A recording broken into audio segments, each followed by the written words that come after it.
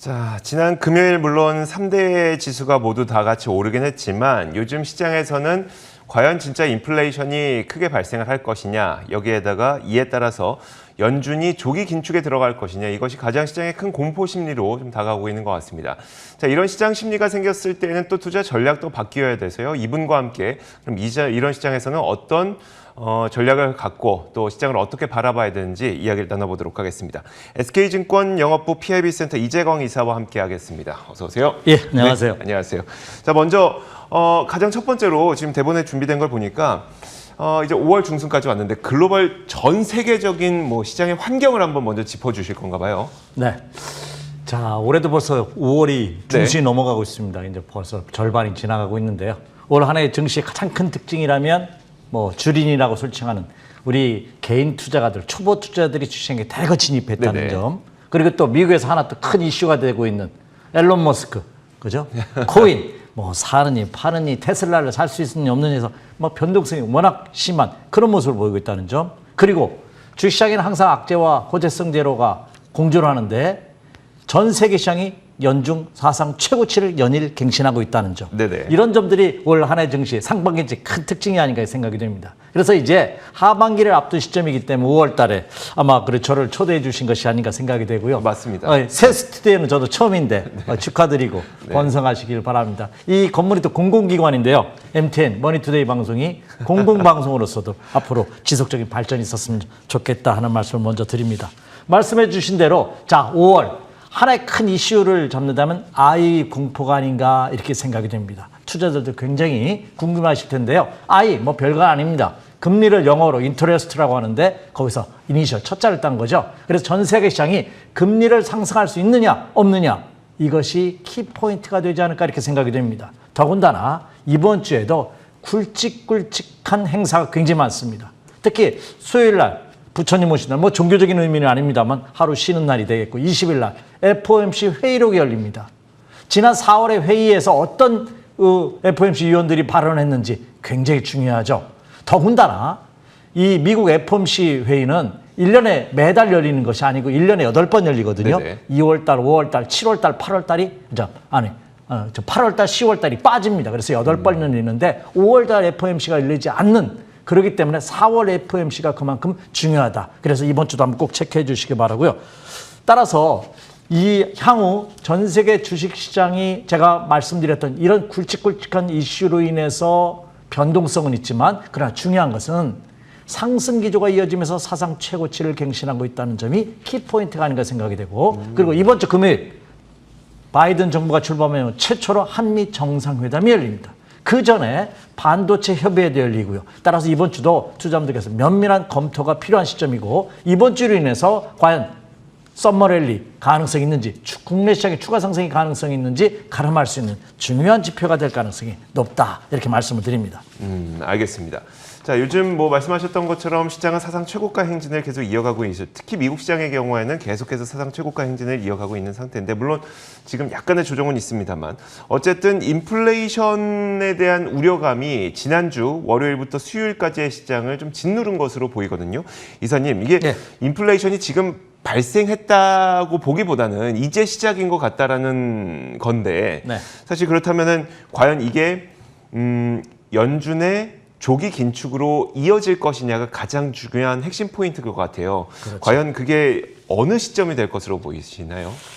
사실 굉장히 어려운 질문이고 제가 답할 수 없는 질문도 있지 않나 생각이 됩니다. 왜냐하면 연준 의원들을 하면은 미국에서도 세계적으로 경제학자들 이 금리라든지 경제에 대한 아주 철두철미한 분석을 하시는 아주 전문가들이신데요. 제가 감히 금리 인상을 언제 하느냐 마느냐를 이걸 논하지는 않도록 하겠습니다. 다만 우리가 학부 시절에 학교 다닐 때 학창 시절에 배운 것은 금리와 주가는 역상관관계가 있다 이렇게 배웠죠. 네네. 지금 화면에 이제 금리 차트가 나오고 있네요. 국내 시장 금리인데요. 금리가 저렇게 하향 안정화되고 있으면 주식시장에 긍정적인 요인으로 작용하는 것은 틀림이 없습니다. 그러나 금리가 하향한다, 밑으로 내려간다는 점보다는 움직이지 않고 가만히 있는 것이 가장 주식시장에는 좋습니다. 그래서 단순히 금리가 하향한다 해서 주식시장이 좋고 금리가 올라간다 해서 주식시장이 나쁘다 이렇게 보시면 안 됩니다. 오히려 금리도 점진적으로 조금씩 상승을 한다면, 상향으로 한다면 주식시장에도 나쁠 리가 전혀 없습니다. 왜? 그만큼 경기가 좋다는 의미이기 때문에 그렇죠. 자, 금리 보여주신 김에 미국 그 연준 금리도 한번 차트 한번 보여주시죠. 네. 지금 아이의 공포라고 말씀드렸던 지금 화면에 나오고 있습니다만 지금 연방 기준금리의 그 분기 차트거든요. 연중 차트거든요. 지금 보시면은 지난 그 앞에 2009년도부터 2016년도까지 제로 금리였습니다. 그죠? 네. 그리고 2017년도부터 2019년도까지는 금리가 상승했다가 2020년부터 현재까지 제로 금리 상태로 안정세를 보이고 있습니다. 따라서 이런 금리 하향 안정화가 주식시장의 아킬레스건이 되지 않을까 하는 우려감이 미국 증시를 요동치는 하나의 요인이 되고 있는데 그러나 그 또한 단기적인 효과에 그칠 가능성이 굉장히 크지 않을까. 따라서 미국 연준에서 금리는 언제 인상하느냐, 테이퍼링을 언제 실시하느냐 이것이 중요한 것이 아니라 저는 오히려 금리가 급등락만 하지 않는다면 주식시장에는 긍정적 요인으로 작용할 가능성이 높다. 그리고 한번 질문하셨으니까 만약 테이퍼링을 실시한다고 하면 언제쯤 하겠냐.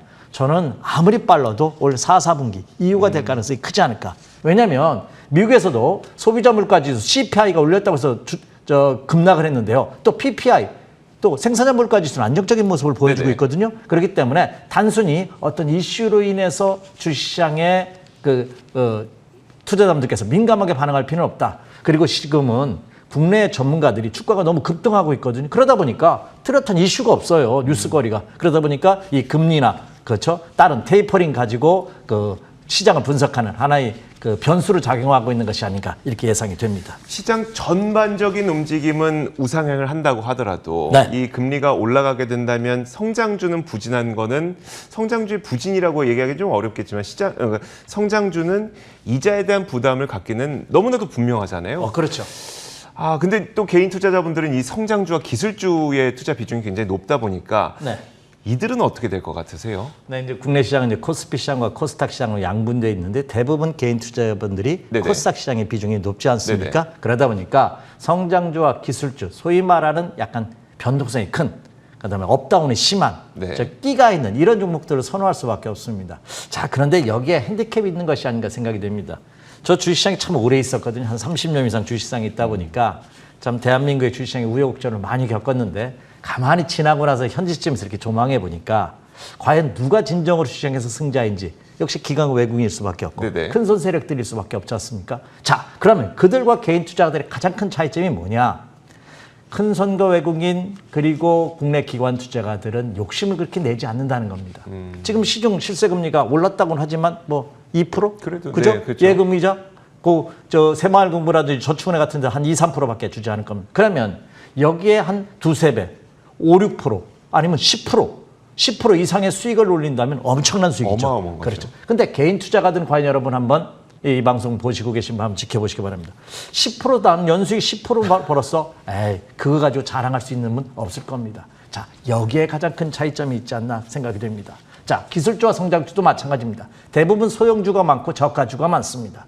그리고 어떤 재료에 의해서 테마에 의해서 급등락을 합니다. 자, 지금 예로 보면 저점에서 보면 일부 제약과 바이오, 일부 그리고 뭐 전기차라든지 이런 테마 부품 관련주들 이런 종목군들의 모습을 보면 올해만 해도 지난해 연말 대비해서 거의 뭐 100%는 이상, 200%, 300% 이상 올라온 종목이 굉장히 많습니다. 어차피 이들 종목군들은 시장의 특성상 급등락을 많이 하고 있기 때문에 금리가 인상한다 뿐만 아니라 테이퍼링, 그렇죠? 축소시킨다, 자금을 회수한다 이런 소식이 전해진다면 가장 급등락을 많이 할 수 있는 종목은 이들 성장주와 기술주가 될 가능성이 높다. 근데 이들 종목군들도 말씀드렸다시피 모두에 지금 기존은 상승 기조가 그대로 이어지고 있다는 점을 감안해 본다면 급락을 했으면 틀림없이 반등 구간에 진입한. 그래서 이들 종목군들도 물론 앞서거니 뒤서거니 해서 이제까지 성장주와 기술주가 많이 장을 이끌었다면 이제 가치주들, 그렇죠? 얘들 시장에 무관하게 네네. 좀 무겁게 움직이는 종목들은 움직이겠죠. 그러나 이 성장주와 가치들도 추가 상승 여력은 충분히 있고 물론 외부 악재에 민감하게 반응한 것은 당연하기 때문에 투자자분들께서도 이 종목을 투자하기에는 타이밍을 조금 조절하는 필요가 있겠다 이렇게 말씀을 드립니다. 이사님, 근데 그 네. 가치주는 사실 대표적으로 이제 PER이라든지 여러 가지 지표, PBR 예. 다양한 지표들을 보고 투자하는 게 가치주잖아요. 그렇죠. 가치주를 투자할 수 있는 좀 바람직한 투자자들의 대응 팁이라고 해야 될까요? 이런 게 있을까요? 사실 참 이게 아이러니합니다. 가치주라는 것은 이제 주가 대비 네. 주가 대비 그 기업의 가치가 저평가되어 그렇죠. 있다는 네. 얘기죠. 그렇다는 얘기는 뭐 퍼라든지 PBR 이런 지표를 가지고 판단하는 거 굉장히 좋습니다. 그리고 그런 지표들은 이미 여러분 사용하시는 HTLS인데 여러분 인터넷 요즘 워낙 발전되어 있으니까 쳐보면 바로 확인할 수 있습니다. 자, 그런데 가장 중요한 것은 이들의 가치주는 단기적인 투자보다 중장기 투자자의 이 성향을 갖고 계신 분이 대부분 투자하기 때문에 큰 흐름으로 봤을 때 이미 가격 지표가 과거에 대비해서 얼마나 하락했는지 현재의 수준이 과연 어느 위치에 있는지 그것이 중요하지 않을까 생각이 됩니다. 제가 지금 몇 개의 차트를 준비했는데요. 한번 이 가치주 때문에 한번 보여드리고 싶은데 네네. 미국 다우지수 한번 그 분기 차트 제가 한번 차트를 준비할 텐데 한번 보여주시기 바랍니다. 자, 분기 차트 예, 나오고 한번. 있어요. 네. 지금 이 분기라는 저 하나의 봉이 3개월입니다. 네. 제가 추세를 볼 때 가장 많이 보는 차트거든요. 분기 차트입니다. 그러니까 봉 하나가 3개월이다 보니까 4개가 1년입니다. 지금 한번 보세요. 다우. 엄청난 상승입니다. 가만히 보니까 그렇죠? 네. 근데 가만히 보면 제가 파란색 박스로 칠해놓은 구간이 있습니다. 이게 조정 구간이거든요. 네. 과연 제가 말씀드린 상승 기조가 유지되고 있다. 지금 고점 논란을 펴는 분들 굉장히 많습니다. 조심하라고. 그렇죠. 너무 많이 올랐기 때문에. 그러나 지금 저는 그죠? 어떤 그 투자할 때 시세의 흐름 현재 시세에 순응하시 원원하다 보면 다우 지금 상승 기조 그대로 유지되고 있는 모습이고요. 또 기왕이면 국내 코스피 시장 한번 보여주시겠습니까? 네. 국내 코스피 시장도 한번 보죠. 자, 코스피. 자, 예, 국내 코스피 시장 그 분기 차트 한번 보시면요. 국내 코스피 시장도 엄청나게 오른 것이 사실입니다. 예, 그죠?